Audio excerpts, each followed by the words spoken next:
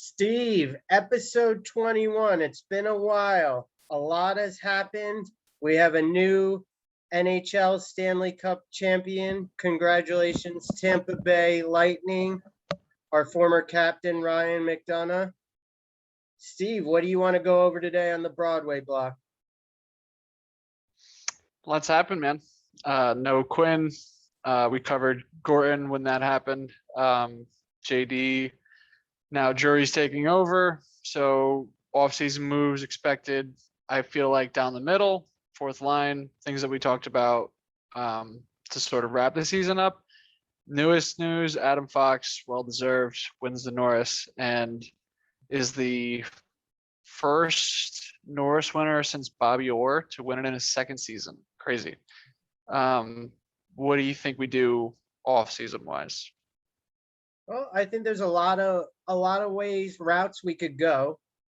I read an interesting article with Blue Shirts that mentioned that maybe Mika takes a hometown discount, which if you're building a cup team like the Tampa Bay Lightning, you need star players like that who drink the Kool-Aid and who wants to be there. So I agreed with the article. Obviously, I'm not Mika Zibanejad, so I don't know if he'll want to take a discount and, help us out.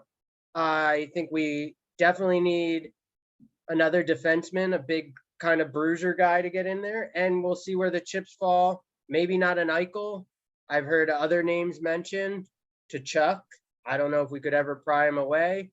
Also, there's a lot of teams that have a lot of cap problems, such as Vancouver, who they still have to lock up Quinn Hughes and a couple other people. So maybe we could get a defenseman out of them, someone like that. What about you, Steve? What do you think? Do we wait on the defensive pool that we have and, continue to be a little bit porous in that aspect, or does a new coach and a new coaching staff? We were much better under Jacques Martin than we were under Lindy Ruff as our defensive coach. So there was an improvement on the defense. Does the leadership step forward a little bit with a healthy Jacob Trouba? I obviously I feel like a lot of us noticed the difference between Trouba in the lineup versus him not in the lineup, especially when it came down to facing tougher opponents. So if we were going to address the toughness, does it make sense to just get somebody who's a veteran, 30, not too old, but not young in the aspect of we don't really have leadership? When we talk about an Eichel, or do we just immediately make that guy the captain? Like, what is the goal in getting a guy like Eichel if you're trying to address the leadership and you're trying to address toughness? Because he doesn't make you tougher. It just makes you have more star power. So is it something we can afford to even chase after an Eichel? Or do we go with who we have and, like you said, try to get people that want to drink the Kool-Aid and get the hometown discount? I feel like the fourth line has to be a real mission, though. I couldn't agree more. There's obviously, now that the season has come to an end, more names will pop up. I heard Casey Cizikas, if we could pry him away from the Islanders, tough physical player, definitely in the mix, definitely helped them on both their runs deep into the playoffs. I think you kind of got to wait and see how the draft goes and the expansion draft to kind of see who you lose. So then you can kind of pay the people who need to be paid and then see how much cap you have and see how many assets you still have after the Kraken make their choices. I feel like, you're going to lose somebody like a Colin Blackwell, maybe Niles Lundqvist. You don't know who you're going to lose to them, so we will see. Maybe we'll work out a deal with them. Who do you think the Kraken will take from the Rangers, Steve? So it's going to come down to Blackwell being protected or not. If he's not protected, they'll probably grab a guy like him. Julien Gauthier stands out. Some of these guys are, well, do they run the risk? Because then if he's not, he's certainly being bought out. So we stand to lose D'Angelo either way. That would certainly be, I feel like, a benefit to us because it takes care of it without any sort of cap ramifications. But for that to happen, they might ask for like a pick of a third round, second round variety. So if it's me, you lose a guy like Gautier and you hope to keep a guy like Blackwell. I feel like he had more of an immediate impact, but there's probably guys like Blackwell that can come in and play like a Jesper Fuss type of role where they dig in the corners and do what he did respectively for scoring, chip in for 10 or so a year. So would be nice to see the third line addressed a little bit too. Do people like this even matter? Because we're talking about protecting Strome, we're talking about protecting Hedel, and these guys could be gone if we're talking about a big trade package down the Yeah. middle for a guy like Barkov or somebody like that. I've heard a couple times Booch's name brought up, because why wouldn't you? Each year he continually plays stronger. He seems to be able to fit in on multiple lines. He also seems like he's well liked in the locker room. He brings a lot out in people, which is big for especially like a team like the Kraken or someone else who does not have the chemistry per se. You know, Booch has been big. How do you feel about the new head coaching hire?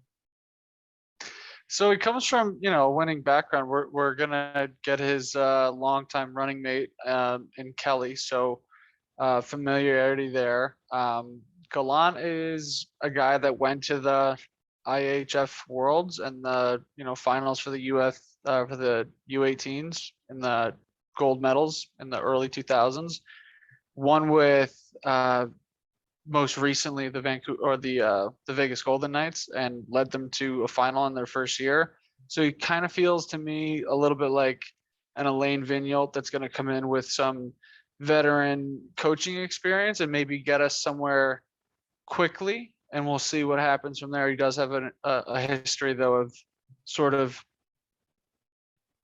having success early on and then quickly then after being Yeah, he was a disposed of long his duties. tenured So coach with was he with the Blue Jackets before Vegas? He was with them for a while. Florida Florida. Panthers, and there was I believe a little bit of time in the Blue Jackets organization, and there was three different instances where he was relieved of his duties. So we'll see. I mean, it's a perfect length of contract, so he's got a couple of years to see what he can do. I feel like he's going to have an immediate impact as far as our, Toughness. he basically saying the same things that Quinn is saying, play hard, be in people's faces, but he's going to command a little bit more respect, and he's going to make sure that everybody who goes onto the ice, like you said, is going to know their role going out there. And if you're a guy like Filipino, like we know what game you want to play, but when you're a guy like Gautier who naturally can score, like maybe you need to learn the physical aspects of the game. And there's guys that maybe don't know when they go out there how to have that role when they step onto the ice. And guys like Kreider know how to do it. They set the tone early with a big hit on the boards, get your face, get in the goalie's face, and they know what their job is to do and where to stand and where to play. So I feel like once everybody in the team knows how to do that, we'll have an idea. It's hard to make trades, right before a new coach comes in, because a lot of these guys could use you want their a new guys opportunity. to be there with you, Yeah, and we talked about this at the end of the season. You don't want to give people the wrong message that this is a place that drafted you and that we want to keep you around. It's new drafting now, and maybe we keep the 15th overall pick. Maybe we trade it, but it's hard to see guys like Cole Caulfield come in and make a difference and know that there are players down the line in those drafts. Nikita Kucherov, was a second round pick late in the second round. So there's guys that are there that can really change your franchise. So it's really hard to change those picks, for me. But One thing I heard about Gallant is he's a big guy that demands respect, but he's a easygoing coach, like, in the sense that he wants the best people to play, and whoever's giving their most, like you said, which is similar to Quinn, will be out there. But, ice time is earned. I think things will go a little bit easier in the fact that Gallant is a veteran, and we had Quinn who was, still learning the NHL route.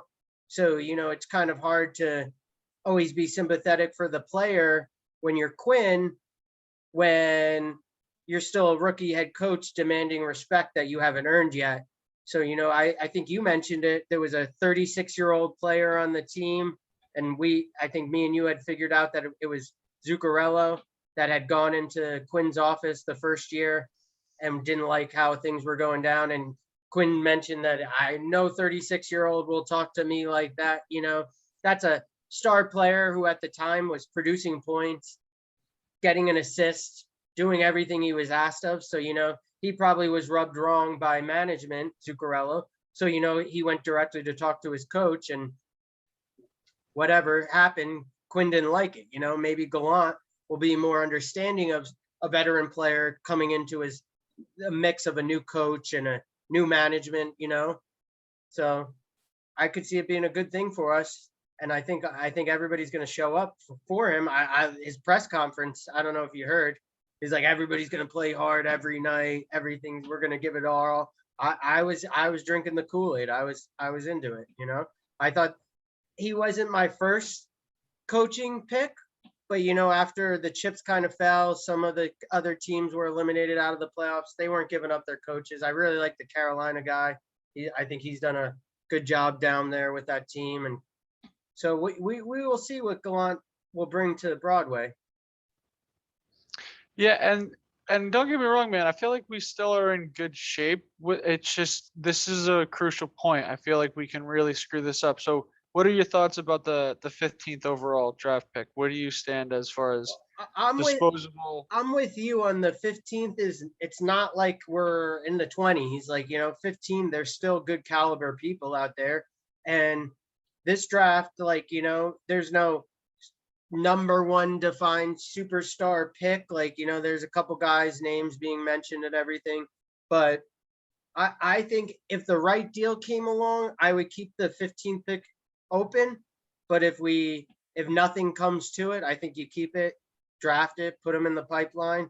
We have enough prospects that I honestly think it might stink to try to trade some of these people, like a Zach Jones or someone that we're invested in. But you got to give a little to get something, and we need kind of high-powered players now. Where we have other people in the, like, especially in our defensive pipeline, right behind them.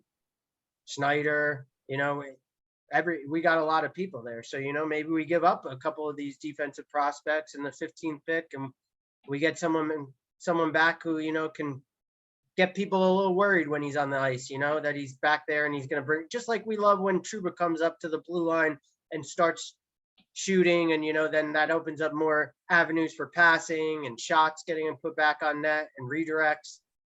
So not saying that Zach Jones is not going to fit into the mix, but I definitely think you got to keep all your options open for right now.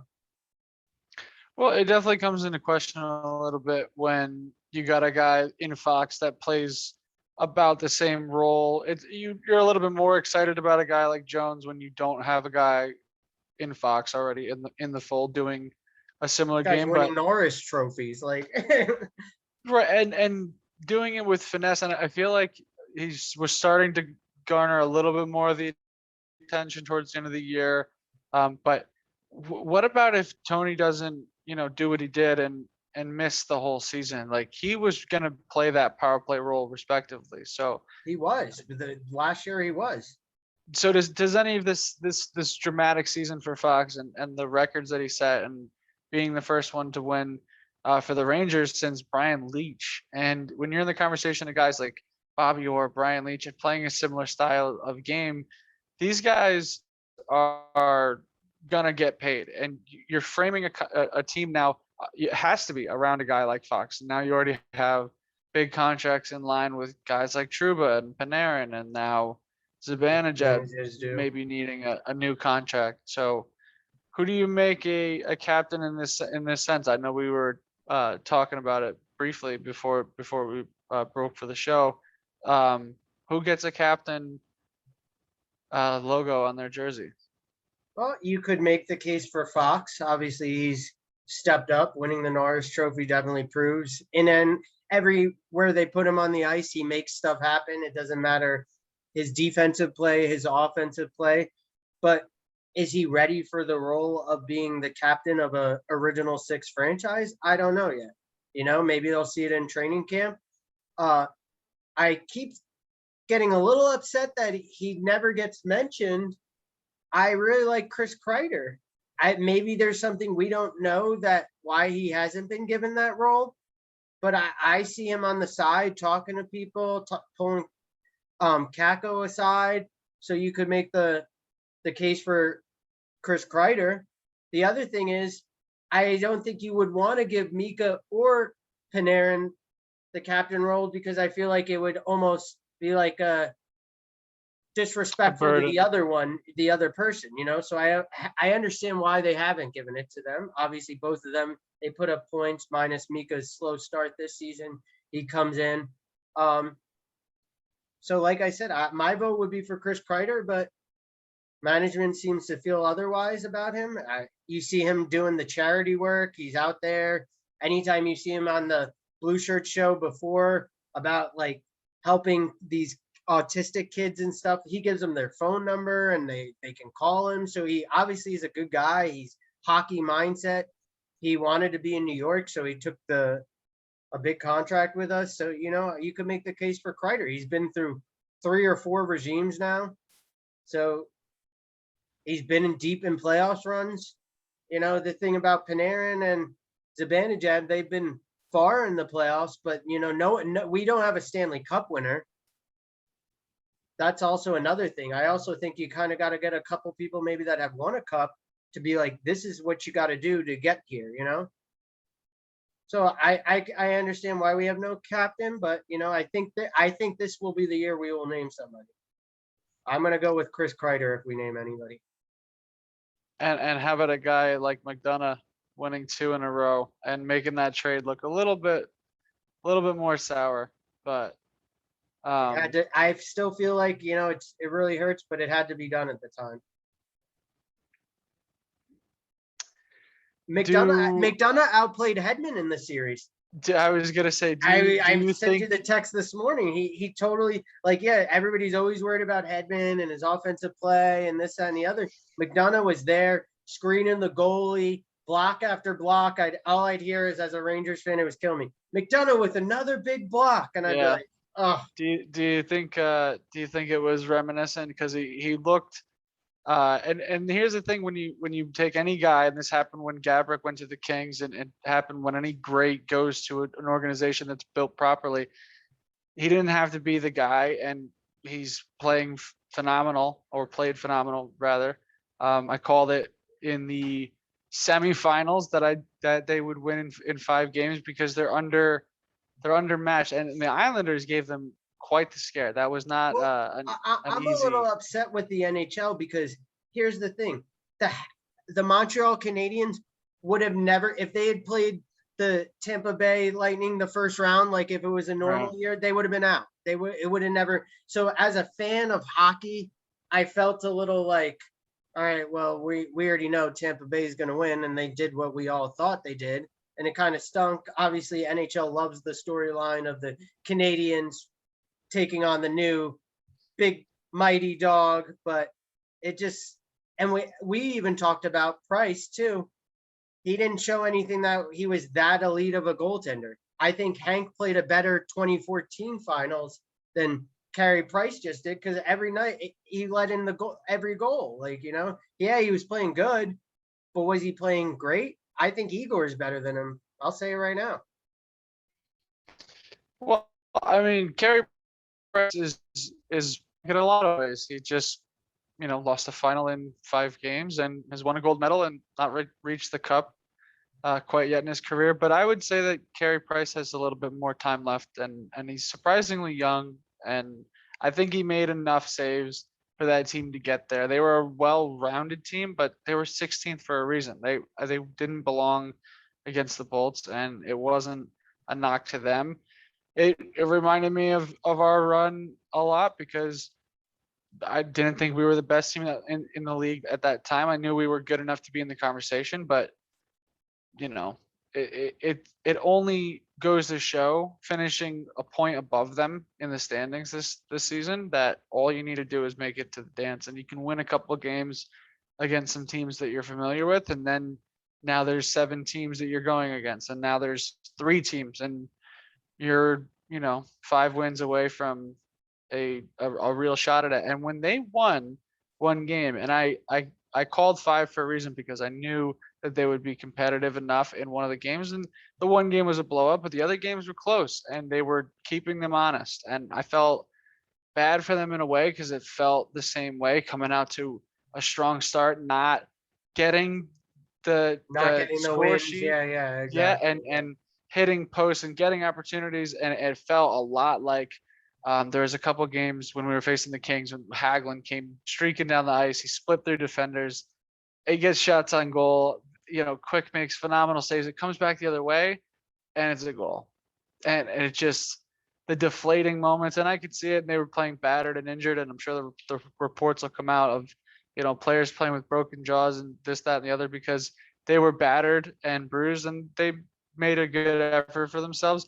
I feel worse for the Islanders, because they're another team that probably could have been more of a Cinderella story of no one would have maybe selected them as a cup winner, and they came oh so close in almost beating the Bolts. And I And feel like they would have matched up well and against I a feel team like like they're the kind of like Canadiens. us. The Islanders are kind of like us.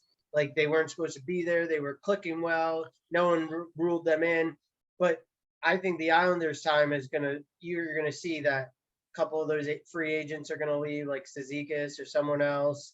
And I think their goaltending is going to be really exposed when Varlamov's not playing as well, and they really haven't gotten Sorokin into the mix as much as they should. So I think just like we fell off after that 2015 loss to the Tampa Bay Lightning, and then they went to lose to Chicago, I think the Islanders will see in the next year. What do we have in 2016? We had that first round exit to the Pittsburgh. I think we won one game. I think we'll see that will be the Islanders next year. They'll either lose in the first or second round, and no mas.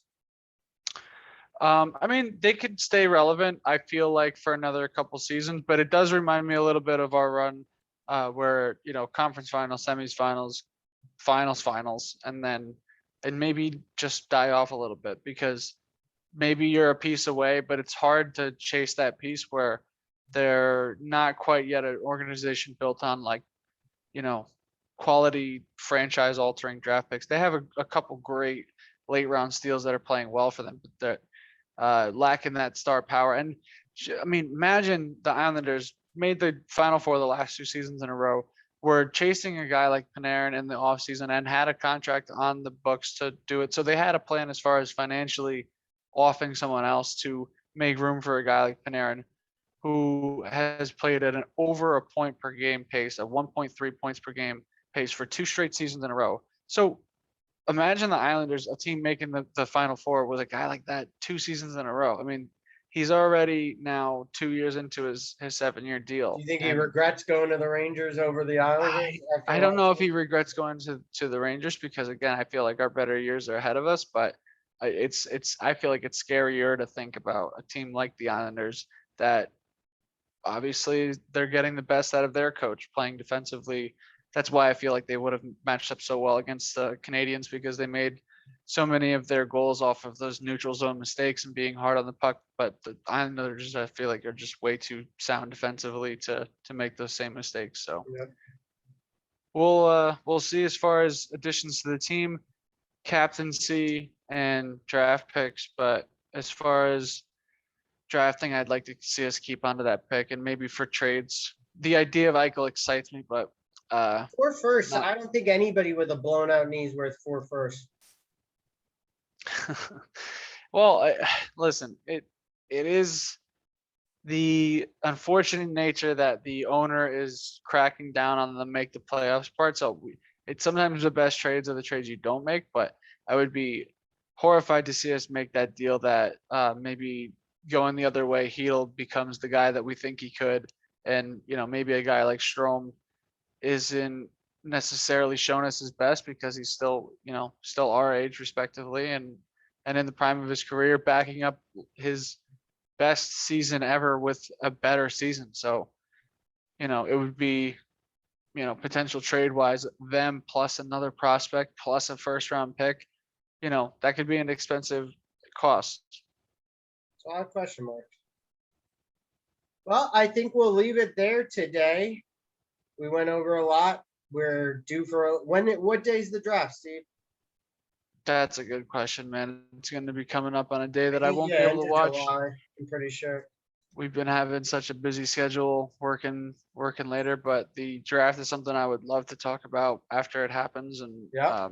catch up with some off-season moves if and when they happen. So nice to chat with you, brother. Nice chatting with you, Steve. Thank you. Talk to you soon, man.